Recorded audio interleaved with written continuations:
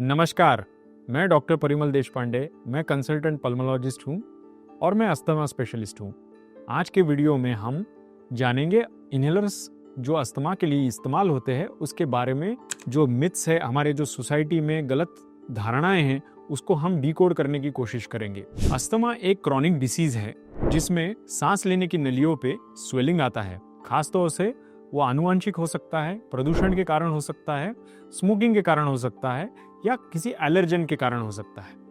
इसको जो ट्रीटमेंट होता है उसके लिए हम इनहेलर्स इस्तेमाल करते हैं और इनहेलर्स दो प्रकार के होते हैं।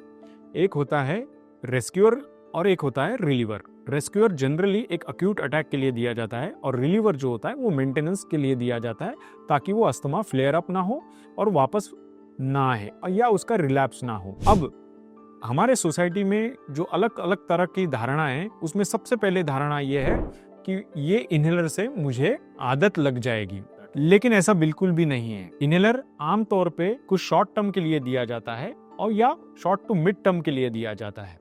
इससे कदापि आपको हैबिट नहीं लग सकती या आपको कभी भी इसका जो कहते हैं कि उसकी एडिक्शन नहीं हो सकता। इसका एक कारण है कि ये टॉपिकल जैसा है। इसका मतलब ये है कि आपके स्किन पे यदि आपने मॉइस्चराइजर लगा लिया तो आपको कितने प्रमाण में कितने परसेंटेज में वो आपके ब्लड में जाएगा। सिमिलरली एक इनहेलर लेने से जो आपका ड्रग जाता है वो टॉपिकली एक्ट होता है, वो ब्लड स्ट्रीम में नहीं जाता है, तो उसका आदत लगने का प्रोबेबिलिटी बहुत लेस है और उसके साइड इफेक्ट होना भी काफी लेस है। दूसरा सबसे कॉमन मिथ इनहेलर्स के बारे में यह है कि उसके काफी साइड इफेक्ट्स है क्योंकि उसमें स्टेरॉइड्स है। स्टेरॉइड्स से काफी जनता डरती है, लेकिन मैं आपको बताता हूं कि स्टेरॉइड्स जो लंग्स में इस्तेमाल किया जाता है अस्थमा के लिए वो बहुत कम क्वांटिटी में इस्तेमाल किया जाता है। जो टैबलेट्स होते हैं उसके मात्रा में कई मल्टीपल टाइम्स लेस क्वांटिटी इस्तेमाल होती है, तो उसके साइड इफेक्ट्स होने के चांसेस काफ़ी कम है। और जो मैंने पहले उदाहरण दिया था कि अगर आप स्किन पे मॉइस्चराइजर लगाते हो तो क्या आपका लिपिड्स या कोलेस्ट्रॉल आपके ब्लड का बढ़ता है? नहीं।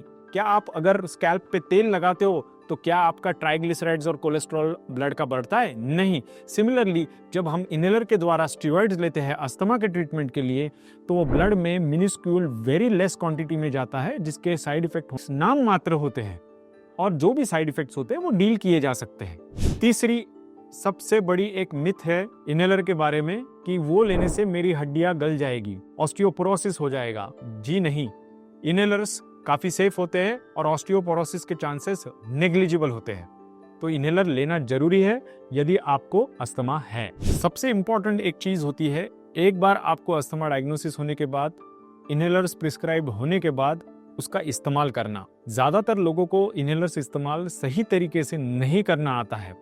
ऐसे स्थिति में आपको इनहेलर्स की जानकारी होना काफी जरूरी होता है। इनहेलर्स कैसे इस्तेमाल करें यह आपके डॉक्टर्स या पल्मोलॉजिस्ट या नर्सेस से आपको सीख लेना होता है।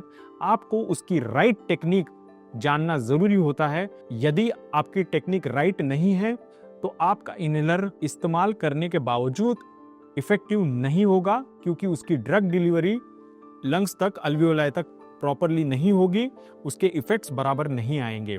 तो correct technique with correct form and correct doses लेना जरूरी होता है। दूसरी एक महत्वपूर्ण चीज, यदि इनहेलर हम स्पेसर नाम के एक डिवाइस के साथ लेते हैं तो उसका ड्रग डिपोजिशन ज्यादा होता है, वो ज्यादा इफेक्टिव होता है, कम डोजेस में इस्तेमाल किया जाता है।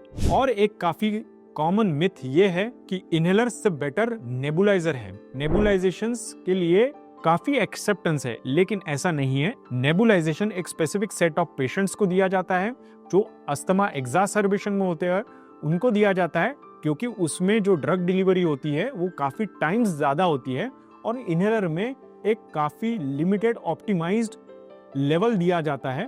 तो इनहेलर एक लॉन्ग टर्म यूज के लिए अच्छा है और नेबुलाइजेशन एक अक्यूट फेज के लिए या very severe form of asthma के लिए काफी अच्छा होता है। तो ये आपके पल्मोलॉजिस्ट डिसाइड करेंगे और whenever given a choice always choose an inhaler with right technique. तो कंक्लूड करने के लिए मैं आपको 3 चीजें बताना चाहता हूं। प्रॉपर अस्थमा डायग्नोसिस इंपॉर्टेंट है, अस्थमा का ट्रीटमेंट विद इनहेलर्स मैंडेटरी है और इनहेलर्स सेफ है एब्सोल्युटली सेफ है। अगर ये वीडियो आपको पसंद आ गया हो तो प्लीज लाइक कीजिए और अपने दोस्तों के साथ शेयर कीजिए।